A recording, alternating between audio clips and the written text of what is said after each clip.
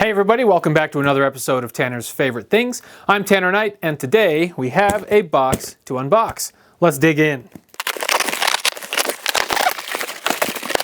Now, before I pull this thing out, you can probably guess what it is based on the shape and size of this box. It is, in fact, a guitar. But I can lift this up with one hand very easily, so you can tell there's no case in here, and you can slosh it around, and it makes a bit of noise. So I'm hoping that it arrived okay. It's in a gig bag, I can see that much, but let's go ahead and pull this thing out of here and verify that it arrived safely and soundly. All right, so it kind of feels like it's in one piece. That's a good sign. Let's see what's inside this Matt Umanov, I don't know who that is, Matt Umanov gig bag. For the reveal, we have a guitar. This is a Peavey Axcelerator. What is it? I think it's just an accelerator. They have an accelerator too, but this is the Axcelerator guitar. And there we go, Peavey Axcelerator. This is a 6-string guitar, but it is a Peavey guitar from the 90s, and it does appear to have the bilaminate neck, which is a Peavey staple from the 80s and 90s, where they take two pieces of maple and they quarter saw them and glue them together. We have a black nut, some sort of acrylic material, pretty cool there, and the truss rod cover is a pearloid material. Similarly to the truss rod cover, you can see that our pickguard is also a pearloid color and a nice fitting. It's a little warped and bowed. I don't know if you can tell from that angle. It's got a little bit of a warp to it, but it sits pretty flush and it looks good. Our screws that hold it on are gold, kind of fancy. Our hardware is gold, like this big burly bridge. And our locking tuners, which I think are all original, so that's kind of cool. There's a pretty good ding in the back. Let me see if I can capture that. Right there, pretty good sized ding, which it wasn't, maybe it was disclosed, but I don't remember seeing that. Either way, it's on the back, so it's not that big a deal. But the other hardware on this guitar is black, and it's kind of burnished now. Like you can see, the strap pins were black, but they have kind of worn through to like a brassier color. And the screws that hold the neck, they are 4-bolt, and with the Peavey neck tilt system, so pretty standard 4-bolt system. This is not their first stab at a Stratocaster, but it is very Stratocaster-like in construction and just overall feel and look. Again, the bolt-on neck, which is maple, a very Stratocaster style right there. I'm not sure what the tone wood is, but I wouldn't be surprised if it's alder, another Strat style of wood, but it could also be basswood. I'll have to do a little research on that. But otherwise, besides our neck, how this neck pocket is carved, we have a pretty similar looking back plate to a Strat, because it typically will have some sort of tremolo system, and this does similarly to a Strat. We have 3 dials, volume, tone, tone, also very similar, and we have a 5-way toggle, very, very Strat-like. The shape also Strat-like, and just for comparison's sake, I happen to have a black Stratocaster right here. So let's go ahead and just compare these two side to side for a second and see what we're dealing with. It looks like the Peavey has a slightly narrower horn than the Stratocaster, which is a little more rounded. This is a 2013 just US Strat standard, so it's got the white pickguard and white everything else with a black guitar. But this one looks slightly fancier with that gold and pearloid, but I'm just trying to compare the shapes here. This horn is a little pointier as well than a regular Strat horn, so kind of similar, but a little more modern, I would say, on the body style. Then the headstock, pretty similar as well. Not identical, of course, because of trademark infringements and all of that, but Peavey is known for doing their own thing, and of course in doing their own thing, they had to delve into the known market of the Stratocaster, the Telecaster, and kind of the Les Paul. Never an American-made guitar. At least I have never found a US-made single cut from Peavey, and they may have made one in the custom shop or two, or a run or something that I just have never found. But for the most part, you will not find Les Paul or single cut style guitars made from Peavey USA. They'll usually be some sort of Fender style or close to thereof. For reference, here we have a Peavey Reactor. This is from a very similar time as the Accelerator, and I'll show you up close here, but this is essentially a Telecaster. It's Telecaster in chunk and heft, very thick, very heavy, and it's Telecaster in sound with just basically identical single coils. But let's take a look at our branding here. We have both of this style of branding with these two guitars. So kind of early to mid 90s, I think 94, somewhere around there, 92 to 94.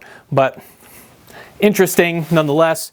Peavey did make Fender style guitars in that exact mold with a different name. I'm not exactly sure if they licensed those bodies or not. It's kind of odd to me how that would happen, but they were US made guitars, really nice, underrated axes for their generation.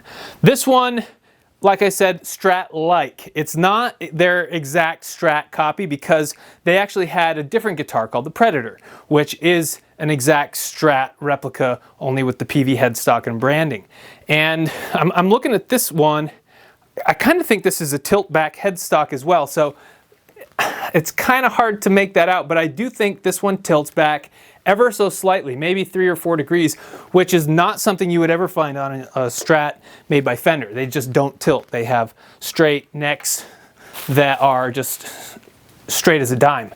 So that's kind of a difference that I noticed here just by taking a look at this thing. But otherwise, 6 on a side with the tuners, pretty Strat-like. Yeah, the neck feels very different from a Strat. It's kind of V-shaped, in fact. I don't know if they're all like this, but I would say this one's more of a V-shape.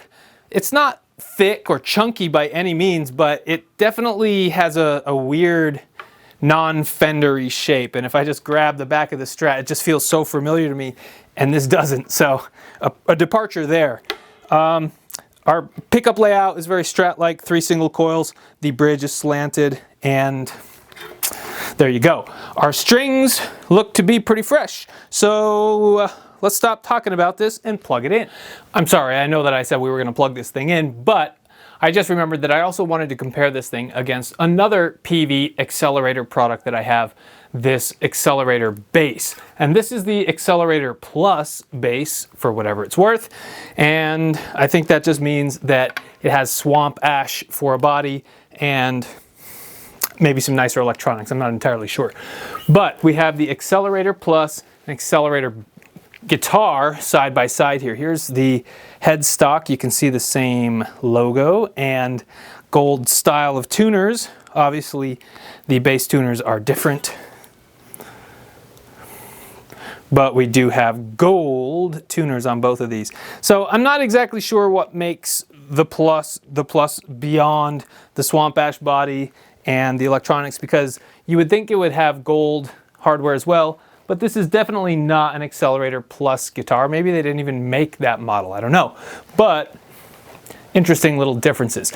One thing that I did notice just now is that this does not have a Strat style output. It has a side mounted output similar to a Les Paul, so one small difference there.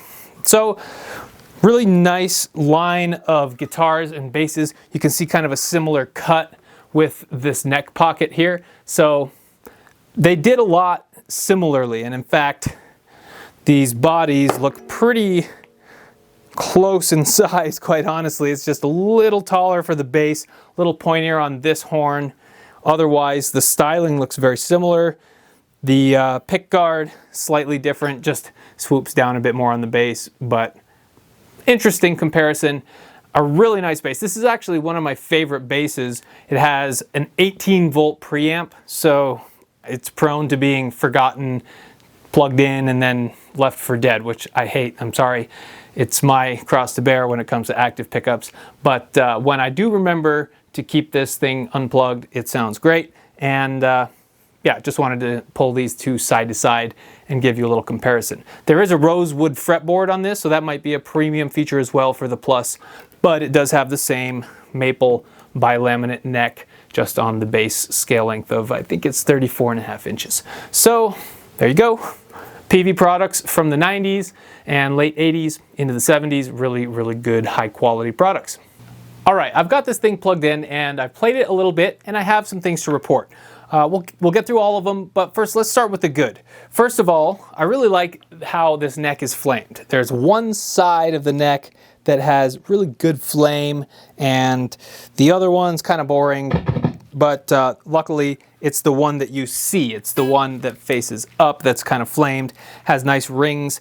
And in addition to that, we also have a maple fretboard that is adhesed to this maple neck. So it's not just one maple neck and fretboard like Fender does on their Stratocasters. They actually glue on a maple fretboard to a maple neck.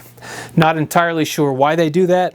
Might have something to do with how the truss rod is installed, but that's a choice that Peavey has made here. It's a pretty thick fretboard as well, kind of like a slab fretboard, I would call, kind of like from the olden days. I don't know if you can see the difference there, but there's a definite difference between the fretboard and the neck. Otherwise, this guitar stays in tune really, really well. I don't think it's really dipped in any way, and let's go ahead and check it real quick. Dead on. And I've played it for about 20 minutes, 25 minutes or so, just to get a feel for it. It does have a very flat fretboard. This is a flat radius fretboard, and what does that mean? Well, every fretboard has a curvature to it. Sometimes it's very little curvature, sometimes it's a lot. And the smaller the number, the larger the curvature. It's kind of counterintuitive, but back in the old days, Fender would have like a 7.5 inch radius, which is, picture a ball that's 7.5 inches in, or it's actually 2 times that, it's 14 inches. That's how you calculate the radius. You take the diameter, put it by half, and get your radius. And in any event, Fender had a really small circle for their radius to 7.5, and they kind of bumped that up over the years to 9 to 10. And then Ibanez came along with Steve Vai and the shredder style of playing, which demanded a much flatter fretboard. So they went into the 12, 13, 14, 15, 16 inch radius, which that's a much bigger diameter circle that you're talking about, so the curvature is much less. It's a much flatter curve of the circle. So that's kind of a weird concept, but this is a very flat radius fingerboard, and it's kind of designed for shredders, I would say, as a result. It's not very easy to chord way up here as a result. It's not the hardest thing to play, but it's just one of those things, slightly flatter radius fretboard than I'm used to. Very noticeable, I'd say. The frets are tiny. I don't think they're the smallest, but they're not jumbo by any means. Just nice small frets, but they have plenty of meat on them height-wise, so they're good there. These little dots are ridiculous. I don't know why they chose to go with the tiniest dots known to man for their inlays, but that's a choice that they made, and there's actually some more on this side that are just as tiny. So, cool. I don't know. I don't hate it. I don't love it, but it's a choice and interesting. All right, let's go ahead and play this thing and talk about our tones. Speaking of tones, this guitar is plugged directly into my pedal board, which features an array of Boss pedals with a tube screamer, which is the one kind of non-Boss variant, plugged directly into the Rev G20 amplifier. This is a brand new amp to me. I've had it for about a week and I've loved it so far. It sounds great. It does cleans really well. It does dirt really well. It has its own dirty channel, plus it's a great pedal platform. So the Rev G20, really nice complement to my amps, and that's what we're playing today. That is being plugged into this EVH 2x12 cab, which is populated with 2 Electro Voice EVM12 speakers. So a lot of heft on those speakers, and 20 watts pushes them really, really well. So that's what we're plugged into. That is being captured by our Sennheiser E906 microphone, which is fed directly into the Scarlett Focusrite 18i20 interface. So that's the whole rig. My audio is being captured today by the Sennheiser AVX wireless microphone system, which is my preferred lavalier mic for pretty much any application. So that's what we got. This guitar is all single coils all day, and as a result, you may expect to hear some hum in these pickups. Well, I just turned up the volume. Pretty dead quiet. We're on the clean channel of this amplifier, so there's no trickery, it's just straight up clean. Here's what it sounds like in the bridge.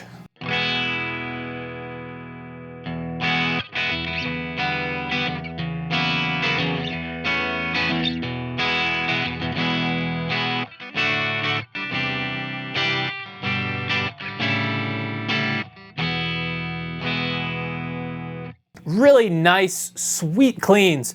Not what I would call Strat-like. It does not sound like a Strat or any Strat that I've played. It's not that far from a Strat, but it just doesn't have that same tonal whatever. I can't exactly put my finger on it, but it's not what I would call Strat-like in the pure sense. It's actually a little bit more body, I would say, than the Strat bridge pickup in most cases. A bit more body, so that's interesting. But will that come to bite us in the end when we add more crunch? We'll see. Let's go ahead and see what we got in all 5 of these settings. That's our bridge.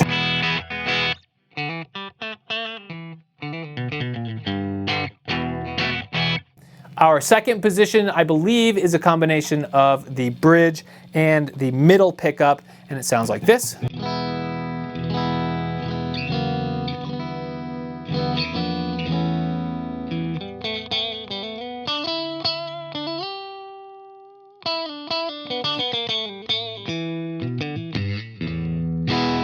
That's pretty Stratty, I would say. So we're starting to actually get more Strat sounds as we go up the dial. That's position 2. It's a little darker, though, than your typical Strat sound. It has that same spank to it, but it's not as bright. It's a little darker, as if these tone knobs are wound down. And they're not. And in fact, I'd noticed that these tone knobs don't do a damn thing.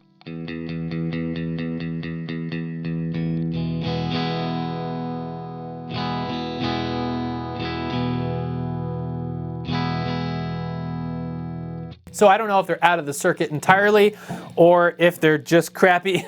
We'll have to open this up and see. And that's exactly what I intend to do after this video. We're not going to do that part of this video, but you can stay tuned. I'm going to tear this thing apart.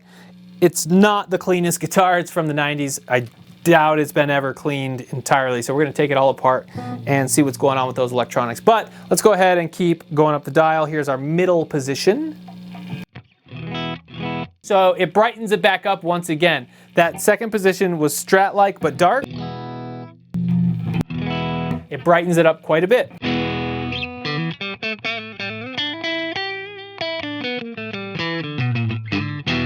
You can kind of force a Strat sound in there. I don't like forcing anything though, so I would say that's, again, not Stratty.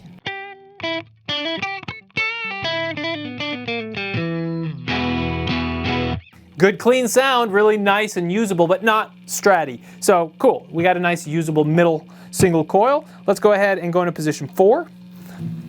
And before we play anything, this was one of the more interesting positions that I found. So go ahead and listen and we'll talk about it.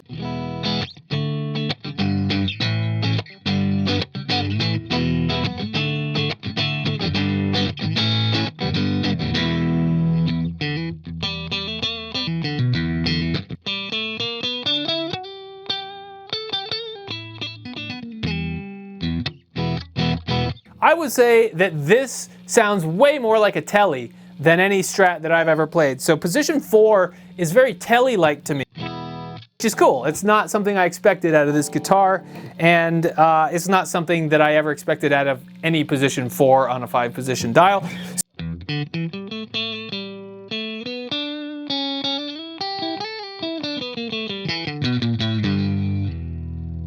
Very Telly-like as compared to a Strat, I would say. But our position 5, this is my favorite position for this guitar, in the cleans at least. Here, this is our true Strat sound, neck single coil.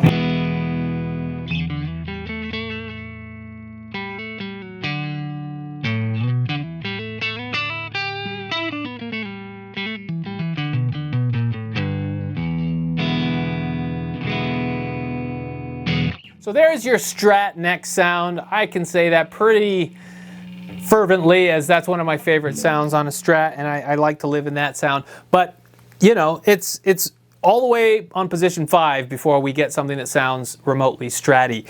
So again, I don't want to hammer this into the ground, but this is not a Strat replica. It has a lot of different capabilities. And things get even more interesting when you add a little bit of dirt. So let's go ahead and add the Tube Screamer and go back to the bridge and hear what that sounds like.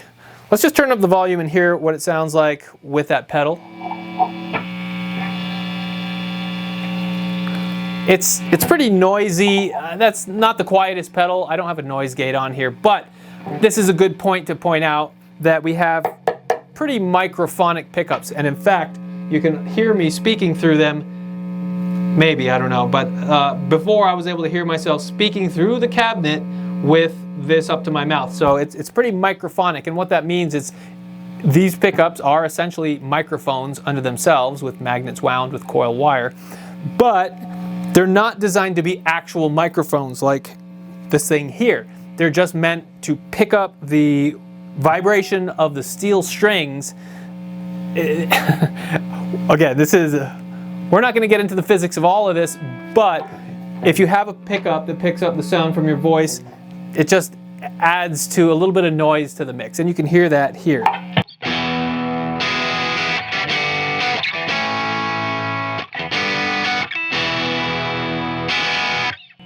Pretty rowdy. It's much rowdier than I would have expected with just a Tube Screamer. It's great for rhythm, not necessarily Stratty, but let's see if I can wind that tone knob and see if it does anything here.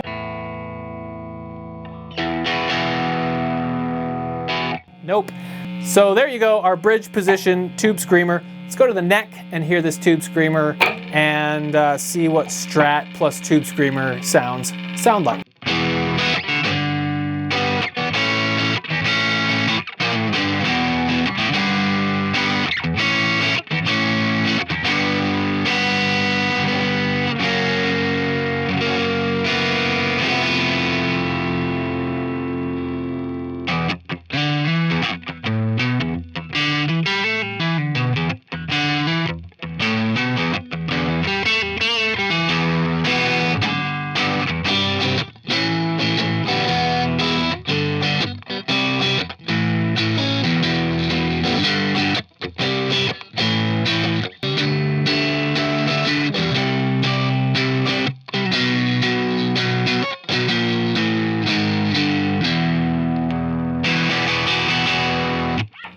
I've also noticed that this 5-way switch is right in my way for strumming. So if I want to stay in that 5th position, I got to really pay attention to it. I got to keep my hand over here.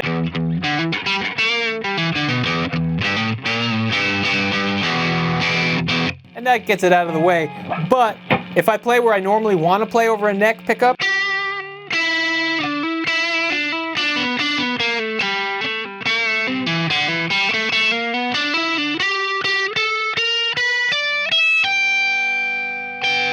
I'm coming so close to this switch, and all it takes is one little tap to put it into position 4, which luckily is a good sound as well.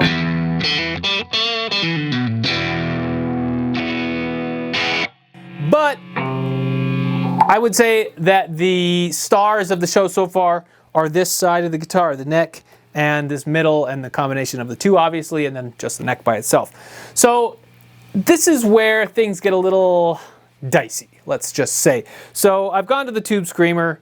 That was okay. Let's go to the next stage of gain, which is the Boss Super Overdrive SD1. This pedal typically has a little more oomph than your standard Tube Screamer, so let's go ahead and kick that open.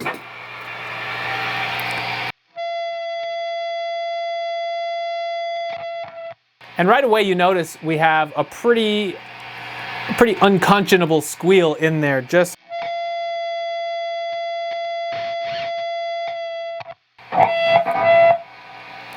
you can't chase it out.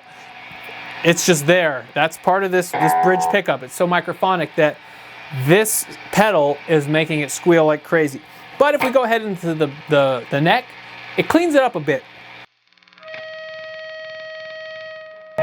drops the frequency a little bit, but it does clean it up a little bit and it sounds pretty good.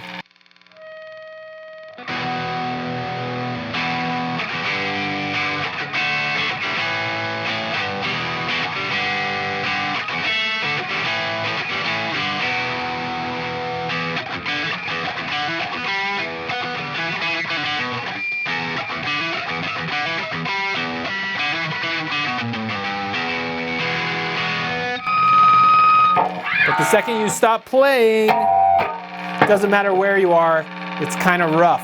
So the Super Overdrive 1 is one of my favorite pedals, and it's not that I can't use it, it's just that I can't use it at the settings that I prefer. I had to wind it down to 25% just to get it to be that minimal of a squeal. And that's the level that is. Level's at about 25, the drive's about 75, and I like to have the level about 50%. And that usually adds enough of an oomph without overpowering your pickups, and that's not the case here.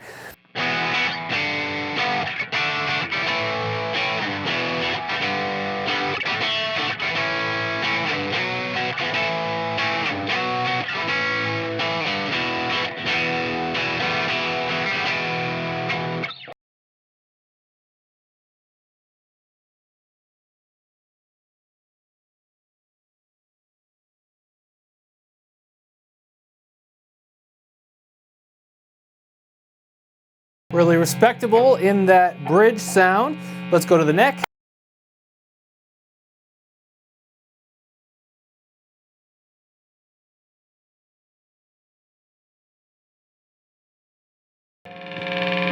We're just barely starting to get a little hum in there. I have the level set at about 30% on the SD one.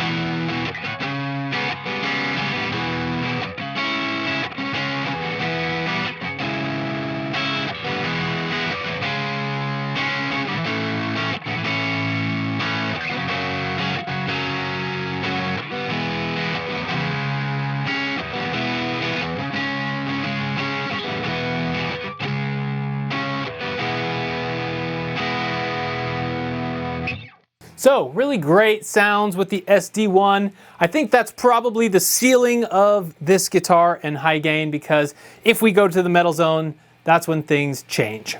Speaking of gain, the Metal Zone MT2 pedal is one of my absolute favorite pedals, and it is also equally unusable with this guitar. So here you go.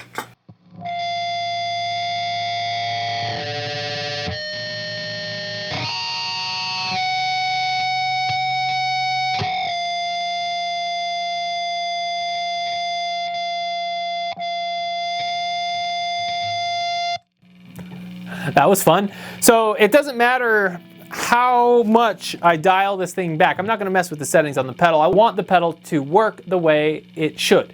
And this guitar just does not have the right tools for the job. And I think that's these pickups. Peavey is really known for having really forward-thinking electronics in their guitars, and if you go back to the 80s, even the 70s, with the T60, the T25, T30, all of those guitars had really unique circuits where you had humbuckers that are splittable at a certain amount of dial, and they were just really cool, unique, ahead of their time designs. And I would say that Peavey kind of went away from that in the 90s. They didn't just try to mimic what was out there and try to make Fender knockoffs, because they really had a pretty good legacy up until this point.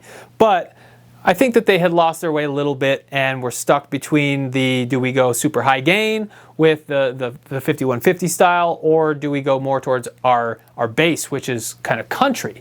Peavey grew up in the South, really. It's a Mississippi company, and a lot of country artists are known for using Peavey gear. So I think they were kind of caught between those two areas in the 90s, and maybe these pickups are a result of that. So I'm not too crazy about that aspect of this guitar. It's great clean. It's great with the tube screamer. That's the perfect amount of punch to make this a great rhythm or lead guitar. But if you want to play metal like I sometimes do, then I think you kind of meet its match. And it's a fun playing guitar. It's also a bit difficult for me personally to play just due to this flatter radius fretboard. But if you're into that, then that's something to consider. But is this guitar for everybody? Probably not. In fact, I'd say it's for a very small population of people, people who love Peavey like myself and want to just try everything, and people who are more apt to play cleaner or less high gain guitar, I guess. I don't know. So I definitely want to try new pickups in this, and I really want to try a rail or dual rail style humbucker Strat style of pickup. I know that they make humbuckers that fit a Strat sized pickup, but I have zero experience with them. So I'm going to try to pick up a set of those, throw them in this this pick guard here, and take a look at the electronics overall, because again, I don't think these tone dials are doing anything. They're just floating out here, and hopefully they're wound all the way open. They sound open, but who knows? We'll see. But hopefully this has given you a nice introduction into this guitar, the Peavey Axcelerator from the 90s. It's really hard to know the exact date of these guitars because their serial numbers don't really have a date code built in like the Gibsons. But we have various clues such as the gold and this style of Peavey logo and just the US patent number on the back and everything. So I would say it's probably a 93 or 4 guitar, and it misses the mark in a lot of regards for that era of music. So I'm kind of surprised by that. Is it a fun guitar to play? Absolutely. Every guitar is fun to play, and I love every guitar for one thing or another. But this one was a little hard to bond with right out of the box. Like I said, I want to try new pickups. Hopefully that will liven things up. But it feels nice. It's not too heavy. It's probably around 8 pounds, I would say. And it rings true. It's very resonant. And those cleans are very, very respectable. So if nothing else, take away that this is a clean machine, super quiet guitar, and it does not lend itself to high gain because of the microphonics in these pickups. So we'll try a new set of pickups and see if we can chase that out of here and get some different sounds with this guitar. So if you do like this content, feel free to like and subscribe. That always helps. And if you have any specifics that you would like to see on this channel, especially with regards to this Peavey guitar, then let me know, and I'll plug it into the 5150 or the Marshall or the Orange or this Peavey over here. You name it, I got a lot of options, and I love tinkering with this stuff and seeing what we can get out of it. So there you go, the Peavey Axcelerator 6-string guitar. It's a, you know, it's a guitar. I wish it was a bit more versatile in the high gain area, but that's what we got. So if you have any experience with this one, I'd love to hear your thoughts and any more information. It's actually very difficult to find hard information about this specific guitar. I need to do a few downloads of the manuals from those years, the early 90s, and hopefully I'll be able to get some more info. But that's what we got, the Peavey Axcelerator 6-string guitar, and yeah, another cool addition. So thanks again. Hope to see you on the next one.